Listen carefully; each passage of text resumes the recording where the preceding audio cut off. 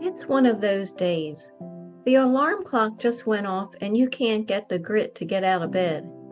And it's not just today. It was yesterday, the day before that, and the day before. In fact, each night you go to bed, you can't stand the thought of what you'll be facing tomorrow. And yes, like you, most eventually get up after hitting the snooze alarm a few times because we need the money.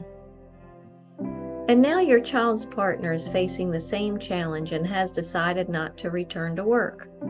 So, what's the problem here? Should you say something or keep your thoughts to yourself? For you listen intently to what your child communicates to you about why their partner has soured on the job. Your child begins by telling you their partner's colleagues don't play well together. Someone's always trying to outdo another, the old gotcha game. Another is their neighboring colleague who uses a heavy cologne that is nauseating. Then there's that special person who microwaves the stinkiest food they can think of. Garlic and spicy foods appear to be their favorites, alternated with fish. Yelling colleagues is another. The partner says they might as well close their eyes and make believe they're driving into work with all the horns going. Oh yeah, merely driving to and from work is definitely an act of taking your own life in your hands, per their partner. And then there's the work life.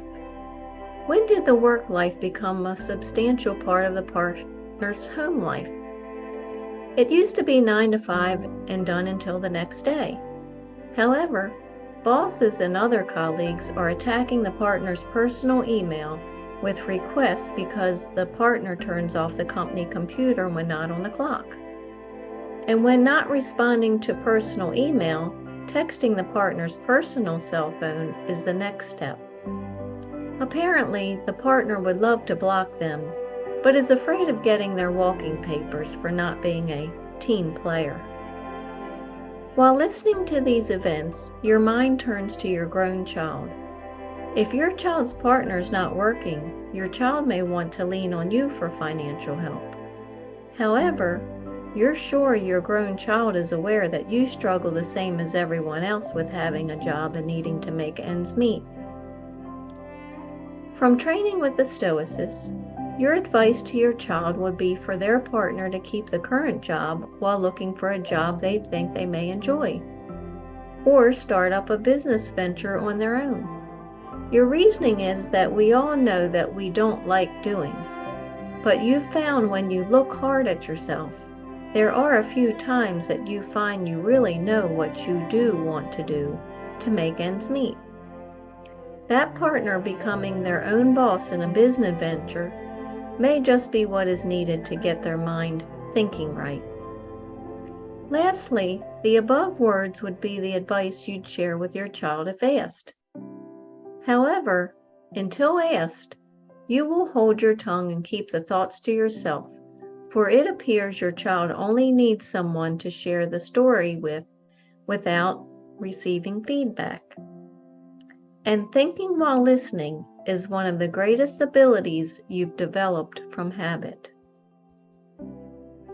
Now, using my Stoic storytelling method. My grown child's partner doesn't want to work. What should I do? We do not act rightly because we have virtue or excellence, but we rather have those because we have acted rightly. We are what we repeatedly do. Excellence, then, is not an act, but a habit.